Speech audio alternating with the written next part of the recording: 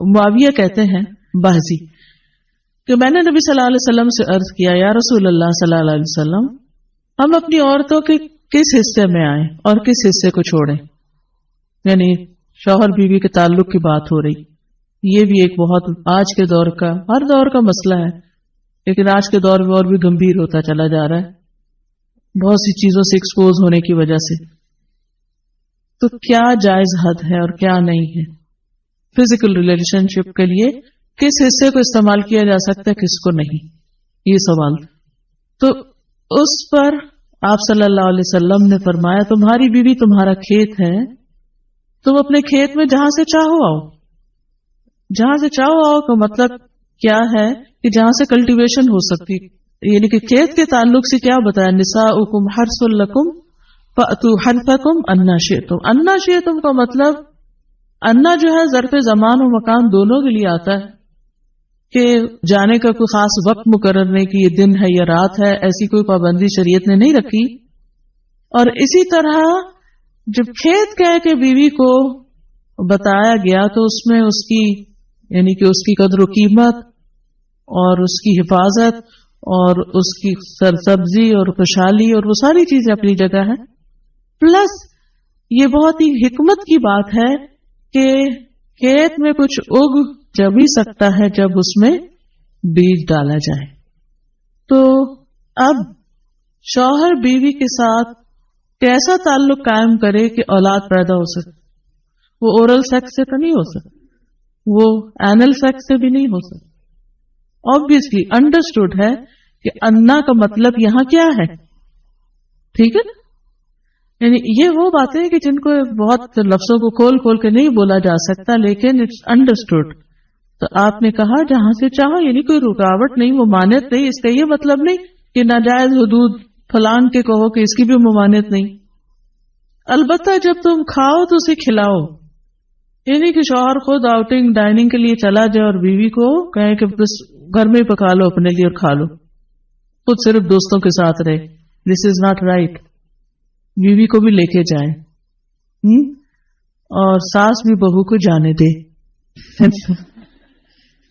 جب تم کھاؤ تو اسے بھی کھلاؤ جب پہناؤ تو اسے بھی پہناؤ کا مطلب یہ ہے کہ عید آئی ہے اپنے لیے سوٹ لے رہے ہو تو بیوی کو بھی کچھ لے کے دو.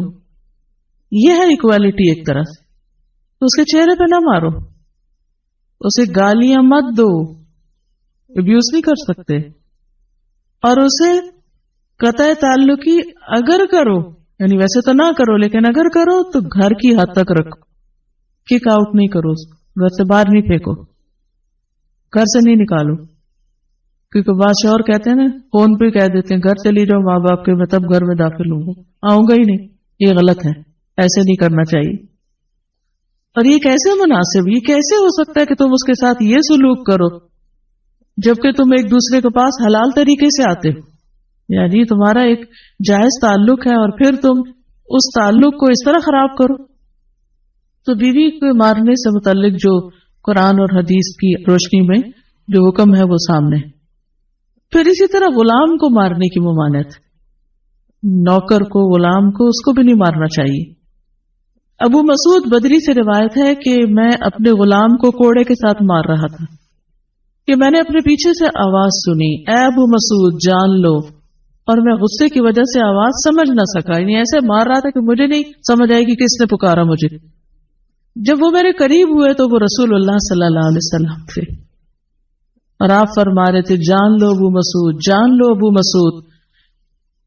کہتے ہیں میں نے اپنے ہاتھ سے کوڑا پھینک دیا تو آپ نے فرمایا جان لو ابو مسعود یعنی آپ بار بار فرما رہے تھے اللہ تم پر زیادہ قدرت رکھتا ہے تمہاری اس غلام پر قدرت سے یعنی جتنا تم اس غلام پہ قدرت رکھتے ہو اللہ اس سے زیادہ تم پہ قدرت رکھتا ہے یعنی تمہیں مارے گا.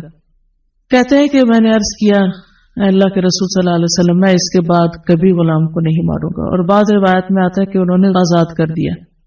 ابو عمر زازان سے روایت ہے کہتے ہیں کہ ہم لوگ ابن عمر کے پاس تھے انہوں نے اپنے غلام کو بلایا جسے انہوں نے مارا تھا. انہوں نے اس کی پیٹھ کھول کر دیکھی کہا کیا تمہیں تکلیف ہو رہی ہے اس نے کہا نہیں. اس کے بعد ابن عمر نے غلام کو آزاد کر دیا اور ایک تنکا زمین سے اٹھایا اور کہا کہ مجھے اس کا اتنا بھی اجر نہیں ملے گا جتنا اس تنکے کا وزن ہے. میں نے کہا ابو عبد الرحمن آپ ایسے کیوں کہہ رہے ہیں؟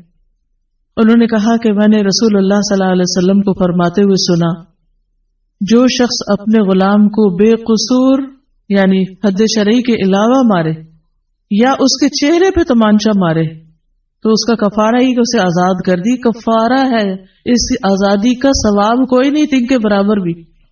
یعنی بعض کا تم سمجھتے ہیں بڑی نیکی کی لیکن اس میں تو چھوٹ بھی جائے تو وہ بھی بہت بڑی بات. صحابہ کرام جو تھے وہ خاص طور پر اس سے محتاط رہتے اور غلاموں سے درگزر کرتے تھے.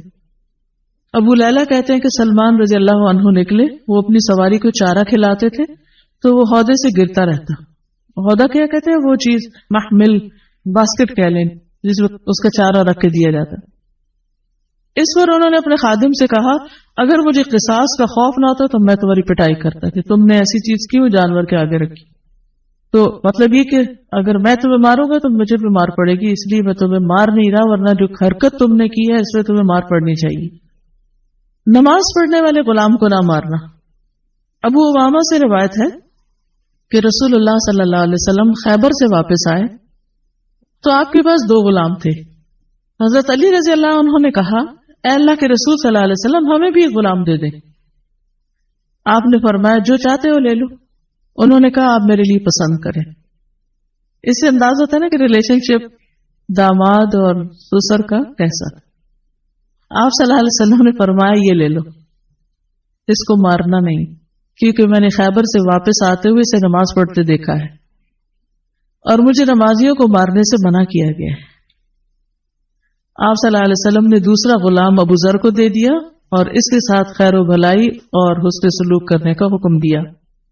پھر ایک دن پوچھا ابو ذر میں نے جو تمہیں غلام دیا تھا اس کا کیا حال ہے؟ انہوں نے کہا آپ نے مجھے اس کے ساتھ خیر و بھلائی کرنے کا حکم دیا تھا تو میں نے اسے آزاد کر دیا. کہ میں وہ خیر و بھلائی کر نہیں سکوں گا تو بہتر ہے کہ میں